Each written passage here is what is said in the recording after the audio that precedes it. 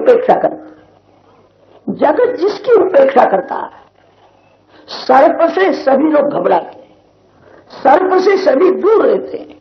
शिव जी का श्रृंगार सर्प से होता। नागेंद्र कुंडल, नागेंद्र हार, नागेंद्र यज्ञोपवीत, शिव स्वरूप दिव्य है। श्री कृष्ण ही शिव जी का धन है। श्री कृष्ण को ही शिव जी हृदय में धारण करते हैं, श्री कृष्ण के साथ ही प्रेम करते हैं। ज्यादा तो क्या कहे, पार्वती जी से भी शंकर भगवान दूर बैठते, लक्ष्मी नारायण साथ में विराजते, सीताराम जी साथ में विराजते। शिव जी के मंदिर में दर्शन करो तो एक बाजू में पार्वती माता है, एक बाजू में शंकर भगवान है। शंकर पार्वती दोनों साथ में बैठे हैं, ऐसा दर्शन जल्दी नहीं होता। तो देवों ने बहुत आग्रह किया। शंकर भगवान लग्न करने के लिए गए थे, लग्न करने के लिए गए, उससे प्रथम काम को जला दिया, काम को भस्म करने के बाद लग्न करने के लिए पार्वती जी के साथ लग्न हुआ है। और लग्न करने के बाद पार्वती माता को राम कथा, कृष्ण कथा शिव जी ने सुनाई और शंकर भगवान ने पार्वती माता को कहा, एक बाजू में बैठ करके तू राम राम कर, मैं राम राम करता हूं। शंकर पार्वती दोनों साथ में बैठे हैं, ऐसा दर्शन जल्दी नहीं होता है। शिव प्रकृति से भी दूर रहते हैं, शिव सबका त्याग कर देते हैं। श्री राम ही शिव जी का धन है, भगवान को हृदय में धारण करते हैं। व्यास जी को भगवान शंकर का स्मरण हुआ है। व्यास जी के मन में ऐसी इच्छा हुई, भागवत की कथा तो शंकर भगवान ही कर सकते। जो जगत के तुच्छ पदार्थ के साथ प्रेम करता है, जो जड़ वस्तु के साथ प्रेम करता है, वो भागवत की कथा क्या करेगा। जो चेतन परमात्मा नारायण के साथ प्रेम करता, यह कथा वही कर सकता है। जवानी में कभी व्यास जी के मन में ऐसी इच्छा नहीं हुई कि पुत्र हो गए। व्यास पत्नी का नाम ग्रंथों में आता है अरणी देवी, कहीं कहीं वाटिका देवी ऐसा नाम आता है। जवानी में कभी इच्छा ही नहीं हुई कि मेरे यहां पुत्र हो गए। वृद्धावस्था में भागवत की रचना करने के बाद व्यास जी के मन में संकल्प हुआ, भगवान शंकर मेरे पुत्र हो गए, भगवान शंकर भागवत की कथा करेंगे, अनेक जीवों का कल्याण होगा। वृद्धावस्था में व्यास महर्षि पत्नी के साथ पंचाक्षर शिव मंत्र का जप करते। शिव जी मेरे पुत्र हो गए, ऐसी इच्छा हुई है। शिव जी का ध्यान, शिव जी के पंचाक्षर मंत्र का जप करते हुए तन्मय हो गए। शंकर भगवान समझ गए व्यास नारायण मेरे को याद करते हैं। व्यास जी के आश्रम में भगवान शंकर प्रकट हुए। व्यास जी ने पूजा की है। शिव जी ने कहा मेरे को क्यों याद करते हो, क्या इच्छा। व्यास जी ने कहा मेरी भागवत की कथा करने के लिए आप मेरे यहां पुत्र रूप से प्रकट हो। शिव जी ने कहा कि संसार में कौन आवे, ये संसार तो मायामय है, संसार में जो आता है उसको माया छोड़ती नहीं है, सभी को माया त्रास देती है। कोलसे की खान में जो जाता है उसके कपड़े बिगड़ जाते हैं। कोई अपने को बड़ा सयाना मानता हो, बुद्धिमान मानता हो, मेरे कपड़े नहीं बिगड़ेंगे, अशक्य है। जो कोलसे की खान में जाता, संसार मायामय है।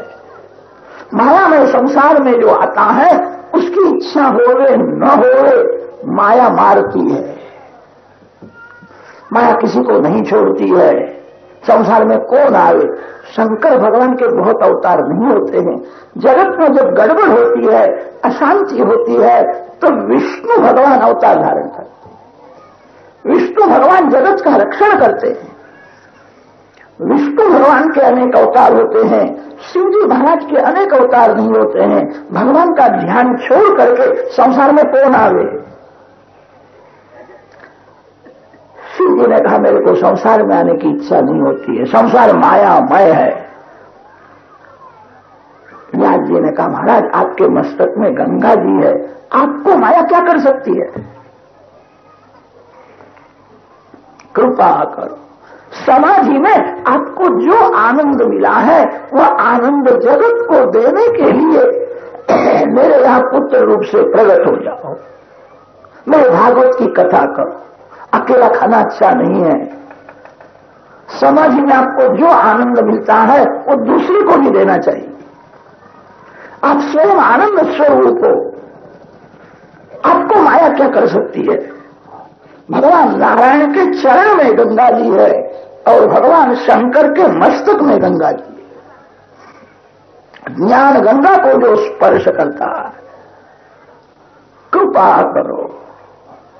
व्यास जी ने बहुत आग्रह किया, शिव जी को दयाई व्यास पत्नी अरणी देवी के सामने देखा है, केवल देखने से गड़बड़ा। सुखदेव जी महाराज अरणी देवी के पेट में आए। शिव स्वरूप है। बहुत दिन तक मां के पेट में श्री कृष्ण का ध्यान करते थे। सतत श्री कृष्ण का ध्यान करने से सुखदेव जी महाराज का स्वरूप श्री कृष्ण के जैसा श्याम हो गया। आप जिसका ध्यान करते हो, आप जिसका सतत स्मरण करते हो, वैसे ही आप हो जाते हो। मां के पेट में सुखदेव जी महाराज श्याम सुंदर श्री कृष्ण का सतत ध्यान करते थे। सुखदेव जी का श्रीअंग श्री कृष्ण भगवान के जैसा श्याम हो गया। बहुत दिन मां के पेट में रहे। एक बार व्यास जी ने कहा है, बेटा तेरी मां को अब त्रास होता है, बाहर आ जाओ। उसका आशीर्वाद सफल नहीं होता है, आप ही माया में फंसे हुए। मैं मां के पेट में हूं, आप बहुत प्रेम से मेरे को बेटा बेटा कहते हो। जो कभी माया के अधीन हुआ नहीं है वो मेरे को आशीर्वाद देवे तो मैं बाहर आऊं। भगवान नारायण का नाम है माधव राय। चार दिशा में चार माधव राय के स्वरूप है। प्रयागराज में वेणी माधव है, दक्षिण भारत में रामेश्वर भगवान के मंदिर में सेतु माधव है,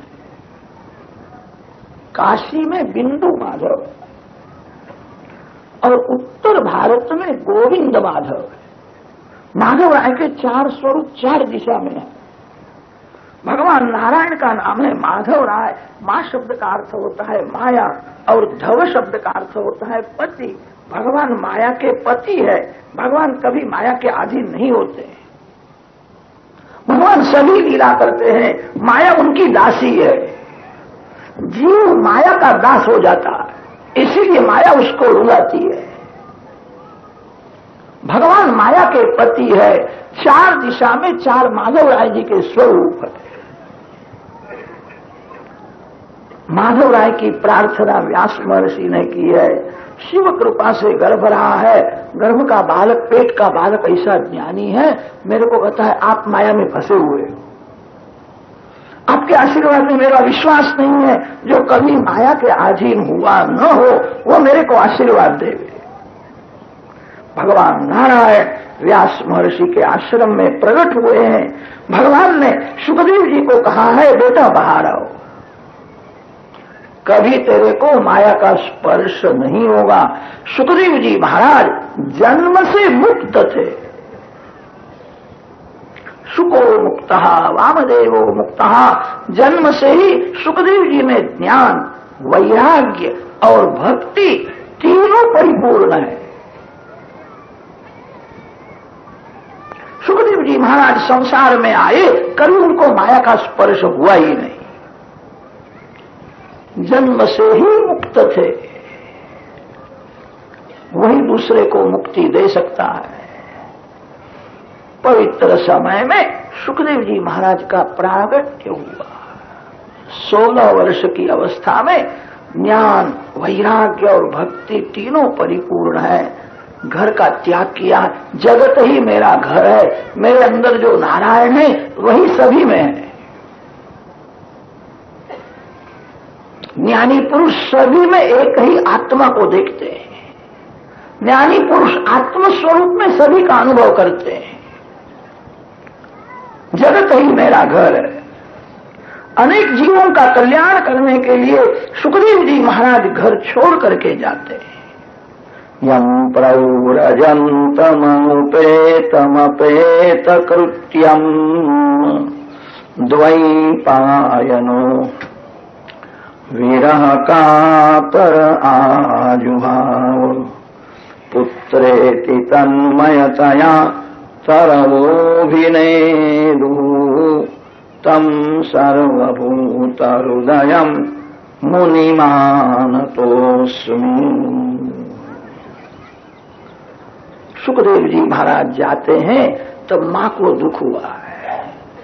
मेरा पुत्र बहुत लायक है, उसको देखने से मन शुद्ध हो जाता है। मेरा पुत्र ऐसा लायक है, उसको देखने से, याद करने से वासना का विनाश हो जाता है। बहुत लायक है, भले लग्न न करे, घर में रहे, मेरे आंख से दूर न जाए। मां रोने लगी है। सुखदेव जी घर छोड़ करके जाते हैं। अनेक जीवों का कल्याण करने के लिए उन्होंने घर छोड़ा है। व्यास जी पत्नी को समझाते हैं। क्यों रोती है कि मेरा सुख मेरे को छोड़ करके जा रहे हैं, मेरे को बहुत प्यारा लगता है। व्यास जी समझाते हैं, जो अति से प्रिय है वही भगवान को अर्पण करना चाहिए। आपको जो अति से प्रिय है वो भगवान को अर्पण कर दो, आप प्रभु के प्यारे हो जाओगे। मानव का ऐसा स्वभाव है, उसको जो अच्छा लगता है वो अपने लिए अलग रखता है, उसको जो अच्छा नहीं लगता है वो मंदिर में जाकर के भगवान को अर्पण कर देता है। ये भक्ति है। अच्छा दूसरे को दो, जो आपको अति से प्रिय है वही परमात्मा को अर्पण करो, आप प्रभु के प्यारे हो जाओ। सुख तेरे को बहुत प्यारा लगता है, अब तेरा नहीं है, जगत का है, भगवान का है। उसके हाथ से अनेक जीवों का कल्याण होने वाला है। व्यास जी पत्नी को समझाते तो है, सुखदेव जी का वियोग सहन हुआ नहीं। मेरा पुत्र बहुत लायक, मेरे से भी श्रेष्ठ है, मेरे को छोड़ करके जावे नहीं। व्यास जी सुखदेव जी के पीछे पीछे दौड़ने, हे पुत्र, हे पुत्र, बेटा तेरी मां रोती है। सुखदेव जी ने वृक्षों के द्वारा उपदेश दिया है। तरवहा अभिनय रहु सर्वांतर्यामी नारायण में लीन हो गए। वृक्षों में से ध्वनि निकलता है, हे पुत्र, हे पुत्र। वृक्ष व्यास जी को समझाते हैं, हम कभी पुत्र के लिए नहीं रोते हैं। जो पत्थर मारता है उसको हम अपना पुत्र दे देते। लोग तो हमारे पुत्र को काटते हैं और खा जाते हैं, हम कभी रोते नहीं हैं। मेरा पुत्र किसी के उपयोग में तो आया, हम कभी पुत्र के लिए नहीं रोते। व्यास महर्षि बड़े ज्ञानी है, बड़े तपस्वी है, एक पुत्र के लिए रोते हैं। वृक्षों के द्वारा उपदेश दिया है तो भी व्यास जी सुखदेव जी के पीछे पीछे ही चलते हैं। हे पुत्र, हे पुत्र। सुखदेव जी ने कहा है, मेरे पीछे क्या पढ़ते हो, परमात्मा के पीछे पढ़ो। पिता पुत्र का संबंध सच्चा नहीं होता है, जीव का ईश्वर के साथ संबंध सच्चा होता है। जन्म से कोई जीव पिता नहीं है, जन्म से कोई जीव पति नहीं है, जन्म से कोई पत्नी नहीं है, जन्म से जीव ईश्वर का है। पिता पुत्र का, पति पत्नी का संबंध व्यवहार दृष्टि से सत्य है, तत्व दृष्टि से विचार करने पर सत्य नहीं है। मेरे पीछे क्या पढ़ते हो? जीव ईश्वर का अंश है, जीव ईश्वर का है, परमात्मा के पीछे पढ़ो। अनेक बार मैं पिता हुआ हूं, आप भी अनेक बार पुत्र हुए हो। कौन पिता और कौन पुत्र है? ये सब वासना का खेल है। वासना जीव को बाप बनाती है, और वासना से ही जीव बेटा होता है। पिता पुत्र के संबंध में वासना के बिना दूसरा क्या है? बुढ़े की घर में वासना रह जावे, वो बुढ़ा मरने के बाद बेटा होकर के आता है। कितनी माताएं पहचान लेती है, इसका मुख इसके दादा के जैसा थोड़ा दिखता है। अरे दादा के जैसा क्या दिखता है? दादा ही बेटा होकर के आया है। जो बाप था वही बेटा हो गया। कौन पिता और कौन पुत्र है? मेरे पीछे क्यों पड़ते हो? परमात्मा के पीछे पड़ो। ये जीव अनेक बार पति हुआ है, ये जीव अनेक बार पत्नी हुआ है, ये जीव अनेक बार पिता हुआ, जीव अनेक बार पुत्र हुआ है। पूर्व जन्म का पुत्र इस समय में कहाँ है? पूर्व जन्म का पति के पत्नी जो प्राण से प्यारी लगती थी कहाँ है? मातृ पितृ सहस्राणी पुत्र दार शतानि च। यह अनेक जीव अनेक बार पिता हुआ, अनेक बार पति हुआ, अनेक बार पत्नी हुआ, उसको शांति नहीं मिली है। मेरे पीछे क्या पड़ते हो? परमात्मा के पीछे पड़ो। जीव का ईश्वर के साथ ही संबंध सच्चा है। पुत्रेति तन्मयतया तरवोभिनेदुः तम सर्वभूतहृदयम् मुनिमानतोऽस्मि। व्यास जी को भी स्वरूप का भान कराया है। गंगा किनारे संत समाज में शुकदेव जी महाराज ने परीक्षित राजा को कथा सुनाई। परीक्षित राजा का एक निमित्त है। हमारे जैसे अनेक जीवों का कल्याण करने के लिए भागवत रूपी ज्ञान दीप जगत को दिया है।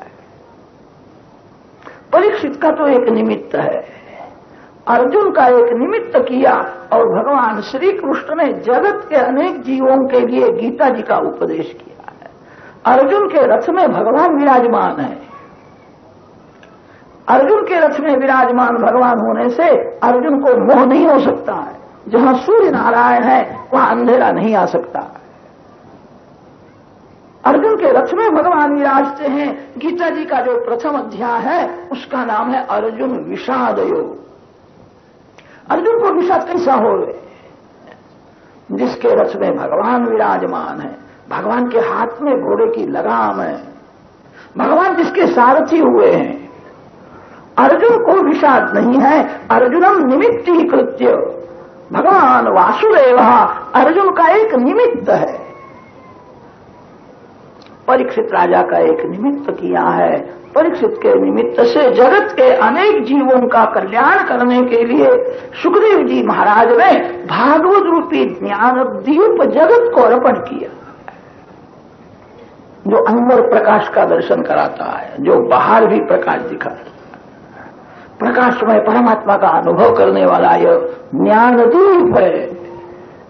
प्रज्वालितो ज्ञानमय प्रदीप।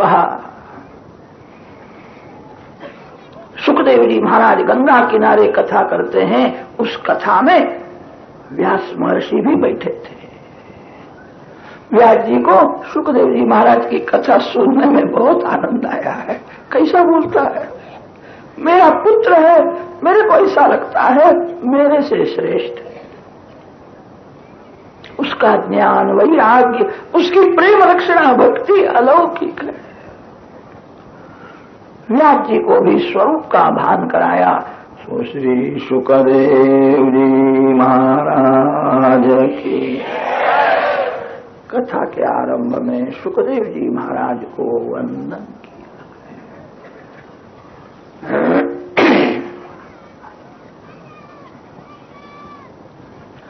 विशाला क्षेत्र में सनकादिक ऋषियों नारद जी को यह भागवत महात्म्य की कथा सुनाते। एकदा तु विशालायाम चत्वार ऋषयो मलाः सत्संगार्थं समायाताः ददृशुस्तत्र तत्र नारद। नारद जी महाराज लोक संग्रही संत है। संत दो प्रकार के होते हैं, लोक त्यागी संत और लोक संग्रही संत। सुखदेव जी महाराज ने लंगोटी का भी त्याग कर दिया। व्यास जी को कहा, आप मेरे पिता नहीं, मैं आपका पुत्र नहीं। पिता पुत्र का संबंध सच्चा नहीं होता है, जीव का ईश्वर के साथ संबंध सच्चा। सबका त्याग कर दिया।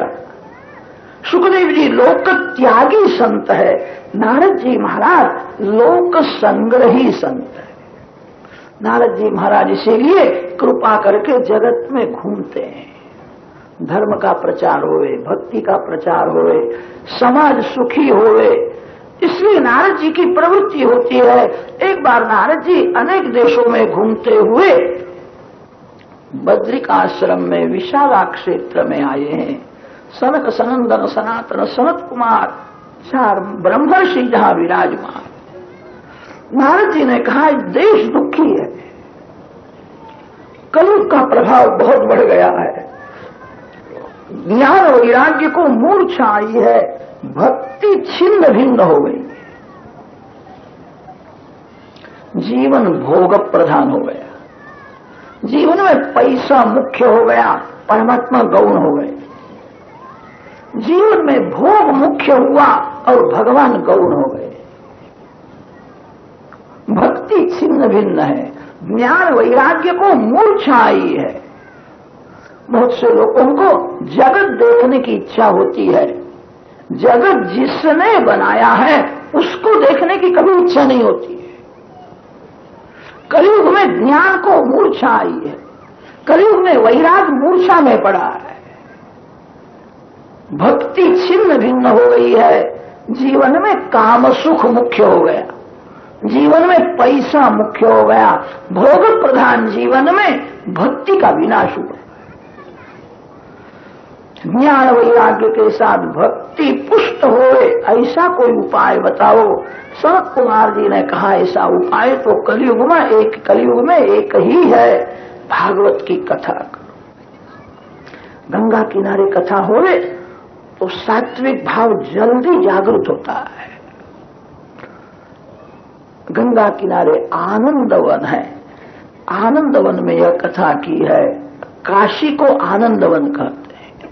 सानंदम आनंदवने वसंतम आनंद कंदम हत पाप वृंदम वाराणसी नाथम अनाथ नाथम। गंगा किनारे चलो। सनत कुमार नारद जी के साथ गंगा किनारे आए हैं, कथा होने वाली है, सुना। बड़े बड़े ऋषि संत महात्मा राजा लोग भी बिना निमंत्रण वहां आए। जो लोग घर में बैठे थे उनके यहां भृगु ऋषि जाते हैं, भृगु ऋषि सभी को मनाते हैं, कथा में चलो, आपको समय न हो तो आध घंटा बैठना, फिर उड़ जाओ वहां से। एक एक के घर में जाकर के प्रेरणा करते हैं। बहुत से लोग अभिमान में बैठे थे, मैंने भागवत पढ़ा है, मैं सब जानता हूं, अभिमान में घर में बैठे थे। बहुत से लोग आलस में घर में बैठे थे। भृगु ऋषि एक एक के घर में जाते हैं, एक एक को प्रेरणा करते हैं। भृगु ऋषि ने विचार किया, मेरी प्रेरणा से कोई कथा सुनेगा, मेरी प्रेरणा से कोई भगवान के नाम का जप करेगा तो उसमें मेरा भी पुण्य का अंश रहेगा। जो पाप को साथ देता है, जो पापी को साथ देता है, उसको पाप थोड़ा भोगना पड़ता है, पुण्य में साथ देना चाहिए। पापी से पाप से दूर लो। भृगु ऋषि एक एक के घर में जाकर के प्रेरणा करते हैं। गुरुत्वात् तत्र नायातान भृगु संबोध्य चानयत। सनत कुमार जी नारद जी को यह कथा सुनाते हैं। भगवान श्री कृष्ण स्वधाम में गए, तब भगवान ने अपना दिव्य तेज भागवत शास्त्र में रखा। जो शक्ति भगवान में है वही शक्ति भागवत शास्त्र में है। कहीं कहीं संत वाणी में ऐसा आता है, भगवान से भी भागवत श्रेष्ठ है। दुर्योधन को श्री कृष्ण भगवान का दर्शन हुआ था तो भी दुर्योधन की बुद्धि नहीं सुधरी है। रावण को रामचंद्र जी का दर्शन हुआ। राम दर्शन करने के बाद रावण युद्ध करता है। योग्य तो यही था रावण की बुद्धि सुधर जावे, रावण शरण में आवे। कितने जीव ऐसे होते हैं भगवान का दर्शन करने पर भी पाप नहीं छोड़ सकते, भगवान का दर्शन करने पर भी उनकी बुद्धि नहीं सुधरती है। ऐसे जीव भगवान के नाम के साथ प्रेम करे, भगवान की कथा सुने। रावण दुर्योधन के जैसे भागवत की कथा सुने, भगवान के नाम का जप करे, भगवान भी उनकी बुद्धि नहीं सुधार सके। जो भगवान से काम नहीं होता वो काम भगवान के नाम से होता। रावण राम नाम का जप करे तो उसकी बुद्धि सुधरे। दुर्योधन जैसा जीव भागवत की कथा सुने तो उसकी बुद्धि सुधरे। भागवत में भगवान ने अपनी शक्ति रखी है। कैसा भी महापापी जीव होवे, इस कथा में पाप का नाश करने की शक्ति है। सर्वे निष्पापत्मा भवन्ति, एक दृष्टांत दिया है। तुंगभद्रा नदी के किनारे आत्मदेव नाम का ब्राह्मण रहता था। घर में संपत्ति बहुत थी, संतति न होने से वह दुखी था। संतति के लिए उसने बहुत प्रयत्न किया, सफलता नहीं मिली। एक बार मरने को तैयार हो, मेरे यहां पुत्र नहीं है, आत्महत्या करने के लिए जाता है। थोड़ा विचार करे तो ध्यान में आएगा, हम सभी जीव आत्मदेव के जैसे ही है। जीवात्मा तुंगभद्रा नदी के किनारे रहता है। भद्र शब्द का अर्थ होता है कल्याण, कल्याण करने वाली नदी मानव काया है। मानव शरीर में रहने वाला जीव वही आत्मदेव है। आत्मा को देह होने की इच्छा है। नर को नारायण के चरण में ही शांति है, जीव को शिव होना है। आत्मदेव तुंगभद्रा नदी के किनारे रहता है। आत्मदेव के पत्नी का नाम है धुंधुली। धुंधुली का वर्णन व्यास महर्षि ने जो किया है वो सभी अपनी बुद्धि में घटता है। जीव बुद्धि का पति है, मानव की बुद्धि धुंधुली के जैसी है। लोक वार्ता रता क्रूरा प्रायशो बहुजल्पिक।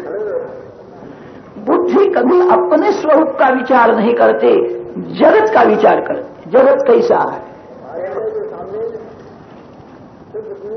5 रुपए प्रति लीटर के हिसाब से मिल रहा है। जिन को आवश्यकता हो आदर प्राप्त कर ले। सुखदेव जी महाराज वर्णन करते हैं, राजन जगत का विचार न करो। मैं कौन हूं, मैं कैसा हूं, कभी विचार किया है? मेरा मन कैसा है, मेरा मन कहां जाता है?